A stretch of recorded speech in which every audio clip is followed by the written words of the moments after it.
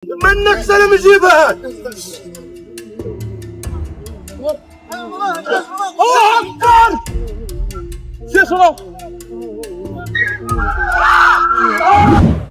Perang di Gaza ternyata tidak hanya terjadi di medan tempur, tetapi juga di ranah informasi. Mantan juru bicara pasukan pertahanan Israel atau IDF, Letnan Kolonel Jonathan Conricus, membuat pengakuan yang cukup mengejutkan. Dalam sebuah wawancara eksklusif bersama Newsmax dari Yerusalem, Conricus secara terbuka mengatakan bahwa Israel kalah dalam perang propaganda melawan Hamas. Menurutnya, sejak serangan 7 Oktober 2023, Hamas berhasil menguasai narasi global dan mendapatkan simpati luar biasa dari media internasional. Conricus yang kini menjadi peneliti senior di Foundation for Defense of Democracies ini menilai Israel tidak mempersiapkan diri dengan baik dalam pertempuran di ranah opini publik. Ia mengatakan, sayangnya, saya harus setuju, kita tidak memenangkan pertempuran narasi. Saya rasa, kita tidak berjuang dengan cukup serius, dan saya menyesalkan fakta bahwa kita tidak mengalokasikan sumber daya, serta tidak menerapkan tingkat kreativitas dan investasi yang sama untuk melawan perang informasi ini.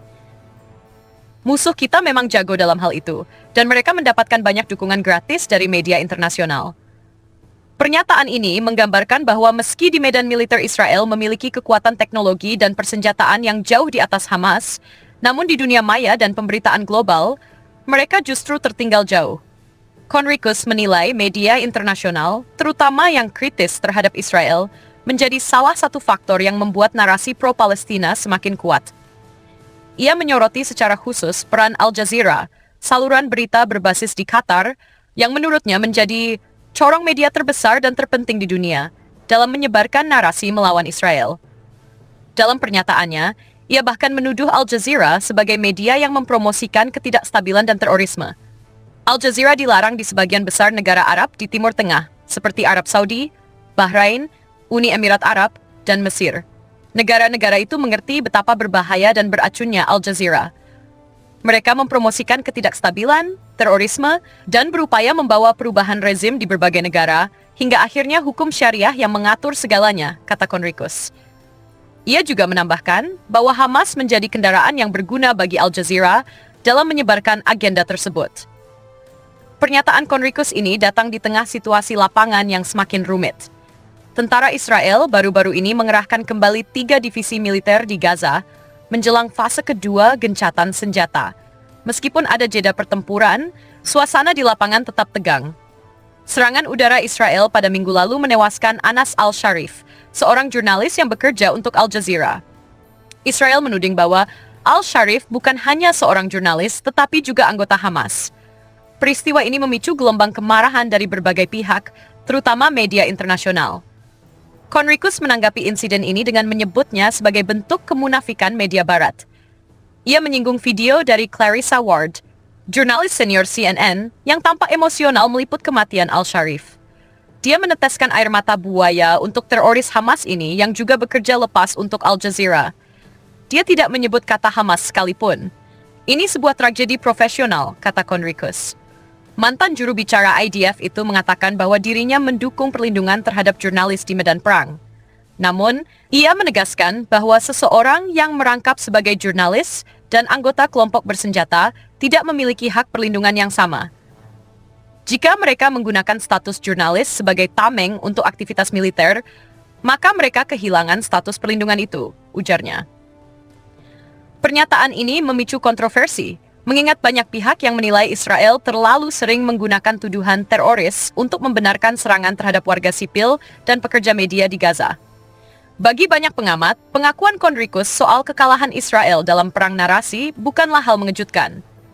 Sejak awal konflik Gaza terbaru ini, media sosial dipenuhi dengan gambar dan video yang menunjukkan penderitaan rakyat Palestina.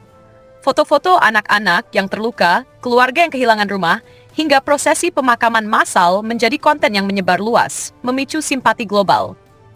Sementara itu, upaya Israel untuk membingkai serangan mereka sebagai operasi melawan terorisme seringkali kalah gaungnya.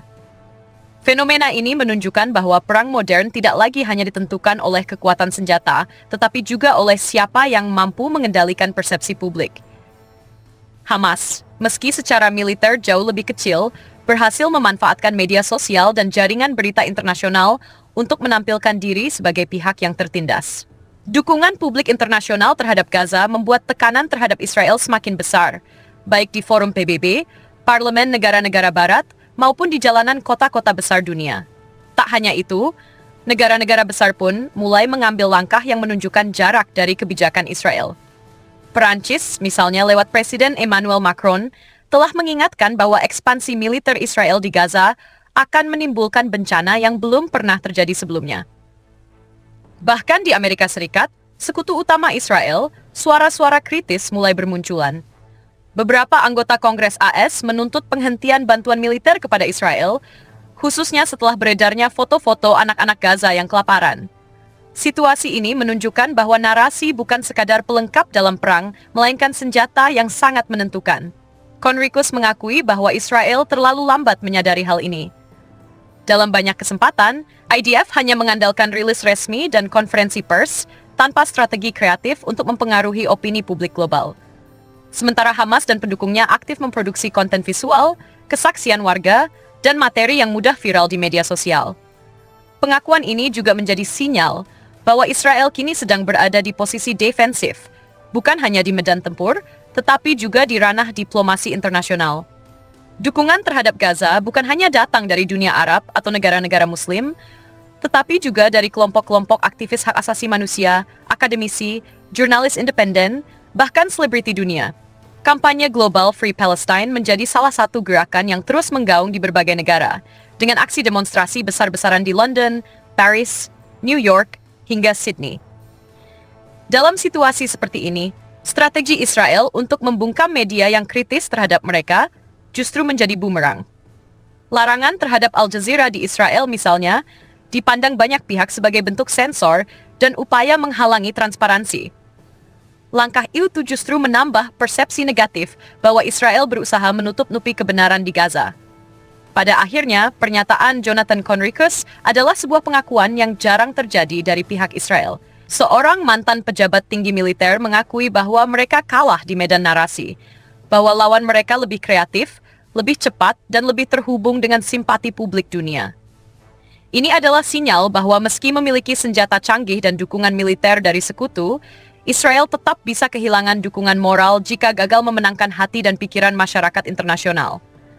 Sementara itu, di Gaza, warga terus berjuang bertahan hidup di tengah blokade dan kerusakan infrastruktur yang parah. Fase kedua, gencatan senjata memang memberi sedikit ruang untuk distribusi bantuan kemanusiaan. Tetapi situasi kemanusiaan tetap berada di ambang bencana. Ribuan warga kehilangan rumah, akses air bersih dan listrik sangat terbatas, dan rumah sakit kewalahan menangani korban. Di tengah kondisi seperti ini, setiap gambar atau cerita dari Gaza yang sampai ke mata dunia menjadi penguat narasi bahwa rakyat Palestina adalah korban utama dari konflik ini. Bagi Hamas, setiap serangan Israel yang menewaskan warga sipil menjadi amunisi baru dalam perang propaganda. Dan bagi Israel, setiap pemberitaan semacam itu berarti kerugian dalam pertempuran opini. Pertanyaannya kini adalah, apakah Israel akan mengubah strategi komunikasinya atau justru semakin menutup diri dari sorotan media internasional? Yang jelas, perang di Gaza telah membuktikan bahwa di era informasi, kekuatan narasi bisa menjadi sama mematikannya dengan peluru dan bom. Kalau mau, aku bisa sekalian buatkan judul YouTube clickbait plus deskripsi plus tag supaya narasi